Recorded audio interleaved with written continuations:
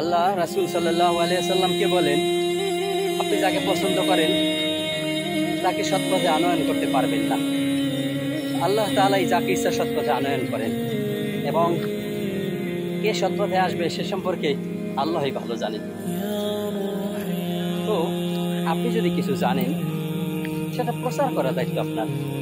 আপনি কাউকে হেদায়েত করতে পারবেন না, কাউকে সৎপথে আনতে পারবেন না। এই ক্ষমতা আল্লাহ রাসূল সাল্লাল্লাহু আলাইহি ওয়াসাল্লামকে যেখানে দেননি সেখানে আপনি আমি কে ভাই? চিন্তার বিষয়।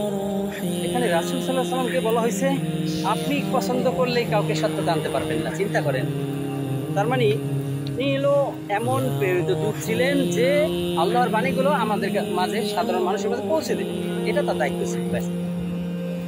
সেই দায়িত্ব আমাদের পালন করে গেছে। এখন আমরা যদি সেই দায়িত্বের কিছু অংশ বুঝতে পারি, জানতে পারি, তাহলে আমাদের পুরো দায়িত্বটা বর্তায়। আমরা কি করবো সেখান থেকে? এখন আপনি যদি কিছু জানেন, একটা কোরআনের আয়াত জানেন, এটা পৌঁছে দেয় আপনার দায়িত্ব, এমন কথাই বলো।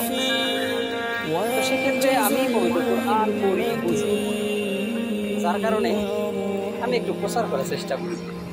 কিন্তু বেশিরভাগ মানুষ, যেমন আমার কাছের মানুষগুলো কি করে, এই কথাগুলো শুনে অহংকার করে অবজ্ঞা করে চলে যায়। কেন? চিন্তার বিষয়। চিন্তাশীল সবাই তো হতে পারে না। আল্লাহ বলেন, আমি যাকে বিশেষ জ্ঞান দান করি, আর যাকে বিশেষ জ্ঞান দান করা হয় সেই প্রভূত কল্যাণ প্রাপ্ত হয়। উপদেশ তারাই গ্রহণ করে যারা জ্ঞান পায়। ব্যাস, আপনি আপনার চিন্তায় ধরি, ভালো থাকবেন। আর যদি আমাকে ভালো লাগে, আর আমি কি বলবো, বারবার একটা কথা বলতে, শেয়ার করবেন ইনশাআল্লাহ। আসসালামু আলাইকুম।